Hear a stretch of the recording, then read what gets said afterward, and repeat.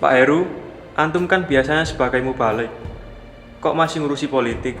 Apakah ada ajaran dalam Islam yang mengajarkan memilih pemimpin seperti memilih pemimpin nasional, DPRD, DPR wilayah, DPR pusat dalam pemilu yang akan datang? Baik, pertanyaan antum ini menjurus ke arah kepahaman agama.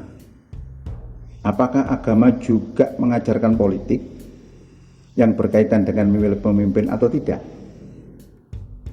Ajaran Islam itu cakupannya tidak sekedar syahadat, sholat, zakat, puasa, dan haji saja, sebagaimana yang dipahami oleh orang Islam Indonesia dan lainnya. Paham yang seperti itu juga tidak salah. Akan tetapi paham itu adalah paham Islam dalam pengertian Islam yang khusus. Paham semacam ini akhirnya beranggapan bahwa masalah memilih pemimpin bukan wilayahnya agama, melainkan wilayahnya keduniaan. Makanya terhadap persoalan politik paham semacam ini kebanyakan acuh dan cuek, tidak peduli, dan lain sebagainya. Kalau kita ingin mengenal Islam secara luas, cara dengan metode normatif, artinya mempelajari Islam dari sumber teks aslinya tersebut. Kalau kita ingin mengenal Islam, sumber teks ajarannya adalah Al-Quran dan As-Sunnah. Kalau kita mempelajari Islam dengan metode tersebut, maka akan kita temukan 3 ajaran besar dalam Islam. Dan orang yang mempelajari dengan metode tersebut menjadi orang yang eksklusif atau fanatik. Para hadirin yang kami hormati, ada 3 ajaran itu. 3 ajaran itu adalah: 1, akidah. Akidah itu berbicara masalah keimanan dengan segala aspek-aspeknya. Yang kedua adalah masalah syariah.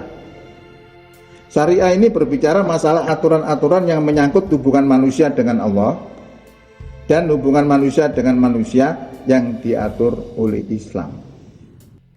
Hubungan manusia dengan manusia misalnya masalah waris, masalah nikah, muamalah, hukum pidana, hukum bernegara, hukum perang, maupun damai dan lain sebagainya. Hubungan manusia dengan Allah misalnya masalah syahadat, sholat, zakat, puasa, haji, dan lain sebagainya. Nah, yang masalah memilih pemimpin itu ada di hukum negara yang juga mengatur siapa yang boleh dipilih sebagai pemimpin. Ternyata memilih pemimpin itu diajarkan dalam Islam. Yang harus dipilih adalah orang yang beriman. Tidak boleh orang kafir ataupun orang Yahudi atau Nasrani. Disebutkan dalam firman-Nya, Quran surat Ali Imran ayat 28. La yatakhidil mu'minunal kafirina awliya amin dunil mu'minin. Dan janganlah orang-orang yang beriman itu menjadikan orang-orang kafir sebagai pemimpin dengan meninggalkan orang yang beriman.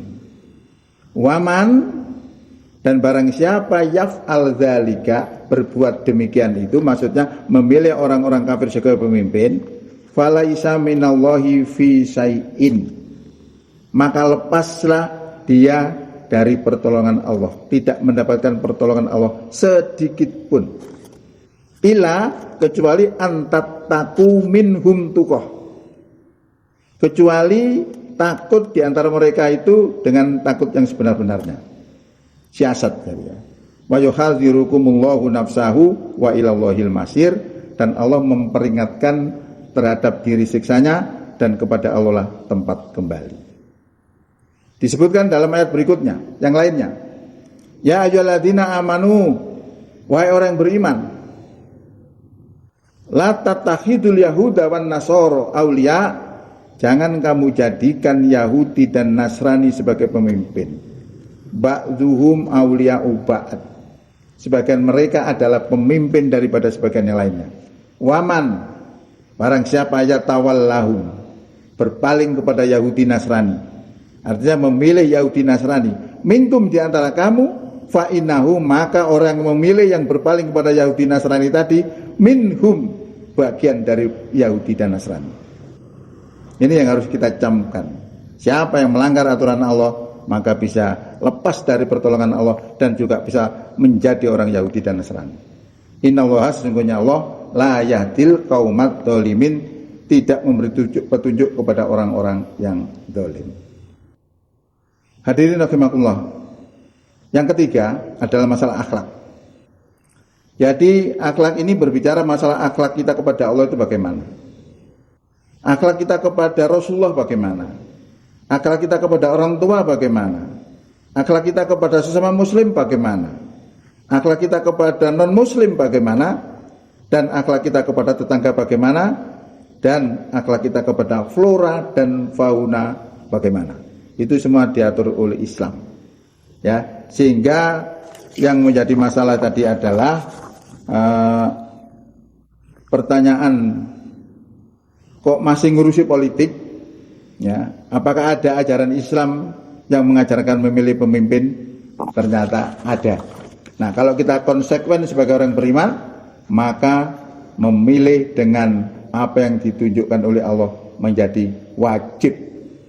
Sekian, Assalamualaikum warahmatullahi wabarakatuh.